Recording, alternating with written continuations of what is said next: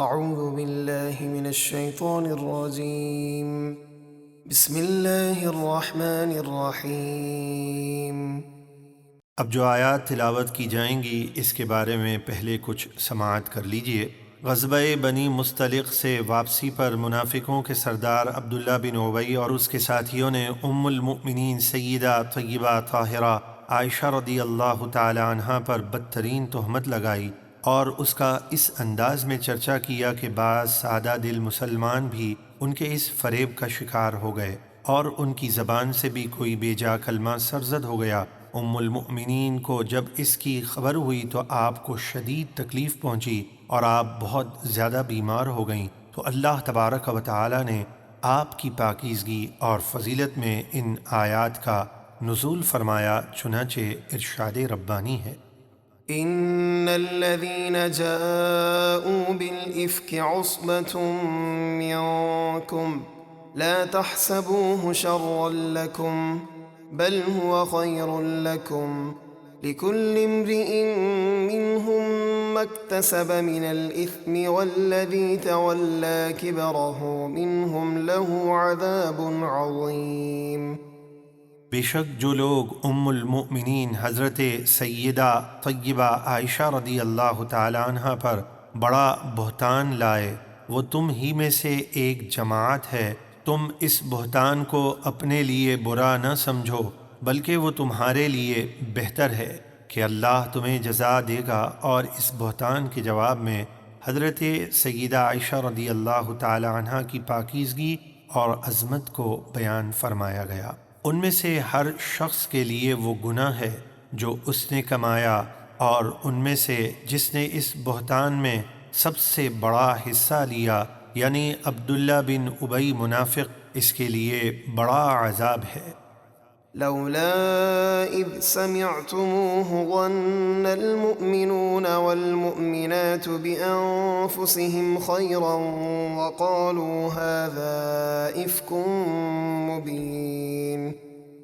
ایسا کیوں نہ ہوا کہ جب تم نے یہ تہمت کی بات سنی تھی تو مسلمان مردوں اور مسلمان عورتوں نے اپنوں کے بارے میں نیک گمان کیا ہوتا اور کہا ہوتا یہ کھلا بہتان ہے۔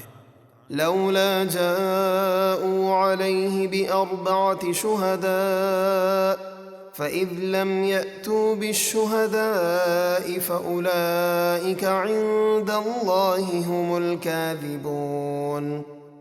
وہ بہتان لگانے والے اس بہتان پر 4 گواہ کیوں نہیں لائے؟ تو جب وہ گواہ نہ لا سکے تو وہی اللہ کے نزدیک جھوٹے ہیں۔ ولولا فضل الله عليكم ورحمته في الدنيا والآخرة لمسكم فيما أفضتم فيه عذاب عظيم۔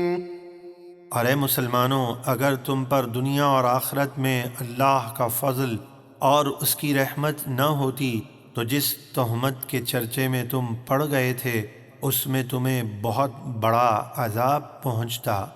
إذ تلقونه بألسنتكم وتقولون بأفواهكم ما ليس لكم به علم وتحسبونه هينا وهو عند الله عظيم۔ جب تم ایسی بات ایک دوسرے سے سن کر اپنی زبانوں پر لاتے تھے اور اپنے منہ سے وہ بات کہتے تھے جس کا تمہیں علم نہ تھا اور تم اسے معمولی بات سمجھتے تھے، حالانکہ وہ اللہ کے نزدیک بہت بڑی بات ہے۔ ولولا إذ سمعتموه قلتم ما يكون لنا أن نتكلم بهذا سبحانك هذا بهتان عظيم۔ اور ایسا کیوں نہ ہوا کہ جب تم نے یہ تہمت کی بات سنی تھی تو اسی وقت کہہ دیا ہوتا کہ ہمیں کوئی حق نہیں پہنچتا کہ ہم ایسی بات کہیں، الہی تو پاک ہے، یہ بہت بڑا بہتان ہے۔ يعظكم الله أن تعودوا لمثله أبدا إن كنتم مؤمنين۔ اللہ تمہیں نصیحت فرماتا ہے کہ اب کبھی ایسی بات نہ کہنا اگر ایمان رکھتے ہو۔ وَيُبَيِّنُ اللَّهُ لَكُمُ الْآيَاتِ وَاللَّهُ عَلِيمٌ حَكِيمٌ، اور اللہ تمہارے لیے آیتیں صاف بیان فرماتا ہے، اور اللہ بہت علم والا، بڑی حکمت والا ہے۔ إِنَّ الَّذِينَ يُحِبُّونَ أَن تَشِيعَ الْفَاحِشَةُ فِي الَّذِينَ آمَنُوا لَهُمْ عَذَابٌ أَلِيمٌ فِي الدُّنْيَا وَالْآخِرَةِ وَاللَّهُ يَعْلَمُ وَأَنْتُمْ لَا تَعْلَمُونَ۔ بے شک جو لوگ چاہتے ہیں کہ مسلمانوں میں بے حیائی کی بات پھیلے، ان کے لیے دنیا اور آخرت میں دردناک عذاب ہے، اور اللہ دلوں کے راز جانتا ہے اور تم نہیں جانتے۔